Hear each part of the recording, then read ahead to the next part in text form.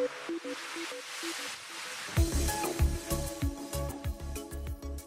everyone, I'm Bruce Swartz. Thanks for the interest. Thanks for stopping by, for taking the time to comment, the support, the contributions, and the shares. We're talking about today, while we're looking at this beautiful full moon footage, the strawberry moon of June, some news is going on, some space news, some interesting things are happening. And we don't know enough about them, and all we have to go on what's going on up there in space is what the media is telling us. We know that the Japanese spacecraft reached a diamond-shaped asteroid. I don't know if you guys were familiar with this asteroid that they just found. Well, they didn't just find it, but they've just gotten pictures of it. I think also Tyler's secure team was talking about it the other day, made a video on it if you want to get some more information about it. I'm just giving you the basics and telling you guys that, yeah, this asteroid, after 3 years of journey, the distinctive diamond shape of the asteroid, Ryugu, initially took the Japanese team by surprise because they were not expecting it to be diamond shaped, they say. Japanese spacecraft has reached the asteroid 3 years after setting off on an amazing mission to learn more about the origins of our Earth. Well, that's what they said. The Hayabusa 2 spacecraft on Wednesday has arrived at the Ryugu asteroid, leaving on a 300 million kilometer journey. That's 186.4 million miles for my American friends. Journey from Earth began in December 2014, and the Japan Aerospace Exploration Agency said that the spacecraft is about 20 kilometers right now, 12.4 miles from the asteroid, from where it will launch a projectile into the rock in a bid to excavate samples from beneath the surface. They're going to blow parts of it up to see what's inside of it. If it's worth anything, they'll probably keep it. If it's not, they'll just let it go. Well, what are they going to do? NASA's talking about this. Everyone's talking about it. Trump's talking about the Space Force. If it's not already going on, I'm not sure myself. I think this is serious stuff. What's going on? Something coming towards Earth? Not telling us about. That's for sure. I know it. There are several objects that are always spiraling towards Earth. Asteroids. Some that are caught, some that are seen, some that are not seen by scientists, some that are.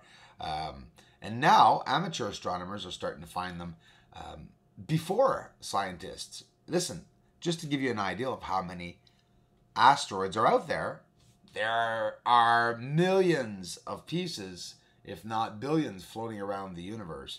And now some of these objects are pretty freaking big and are really concerning, thinking that if they would come to Earth, we'd be screwed. If that would hit Earth, you know, what would it do? Well, later, Hayabusa 2 will touch down on the asteroid and collect the samples. Then it's going to depart Ryugu asteroid in December 2019 and finally return to Earth by the end of 2020. Thus confirming to NASA that it will be safe for them to go to Mars. I don't know. What's going on, right? 2020, we're hearing about people going up on the moon. We're hearing about people going to colonize Mars. This is serious. And from now and 10 years' time, we're going to see things that we've never seen before. We're going to hear things that we've never heard of before. New science findings. Already the old science that we used to all know 100 years ago is being demolished daily. You know, theories are being changed.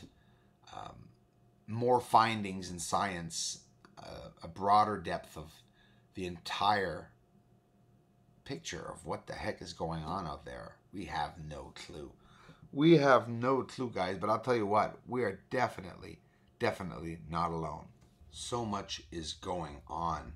Me, it drives me nuts. I'm watching it every day and I'm seeing it. In the past couple years, I'd say especially this year, we're seeing so many things happening in space. What's going to go on in space? The Space Force, the Army now, Army Space Forces are going to be responsible for 5 key missions: intelligence, surveillance, reconnaissance, missile warning, environmental monitoring, spying, satellite communications, and positioning, navigation and timing, or PNT. So the troops all depend on space systems. Everything they own and operate is used by satellites and operated by satellites. So they're going to go into space.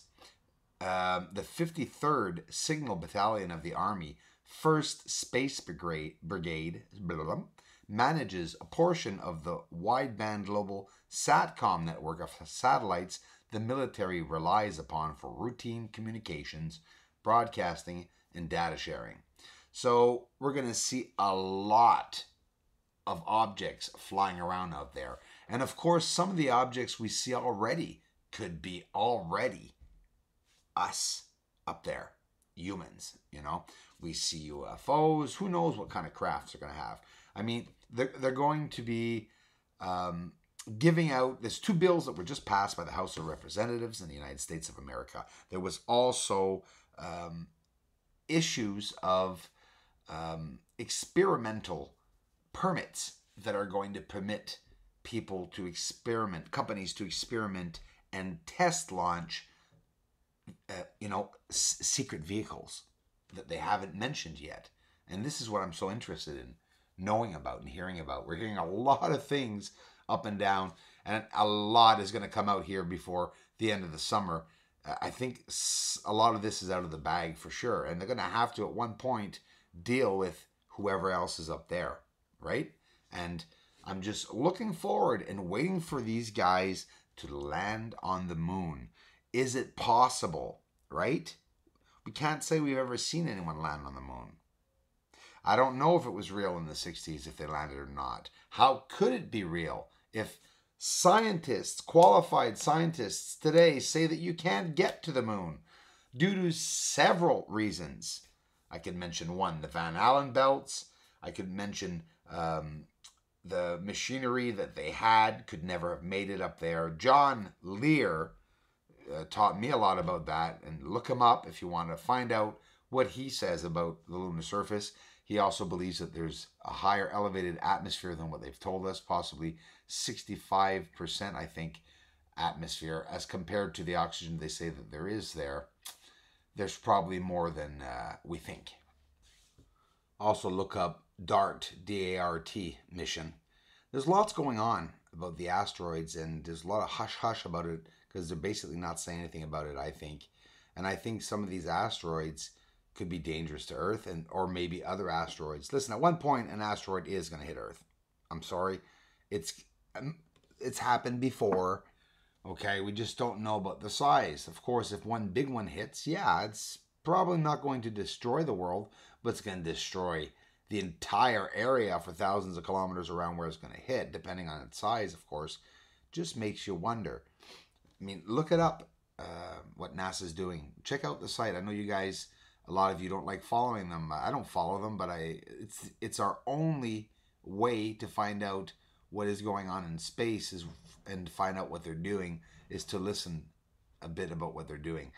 You have to give some and take some and leave some. That's the thing. Some things they say is very important information for everyone to know, and some of the things they're saying are just their own thoughts.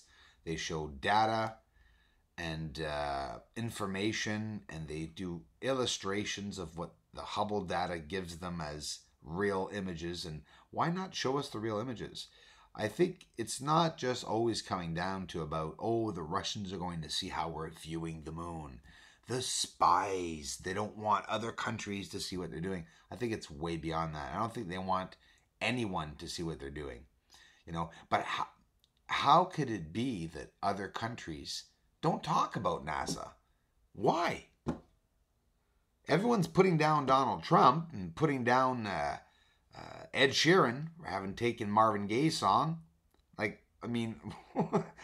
Why doesn't anybody analyze or talk about what NASA's doing? Here's CNN always bullshitting the president and putting everyone down, everyone possible that's in the government. They just throw blades at them and put them down, but you don't hear anyone putting NASA down or discrediting them, or you don't hear other countries saying that they're going to go to war with the States because they're going up to space. No, it's just this hush-hush thing. You know, it's true. We don't talk about it, but it's true. You know, all these things are going on. And it's like other countries are just like, oh, it's just NASA. You know, they're going up to the space. But why the States? Why do the States have dibs on everything?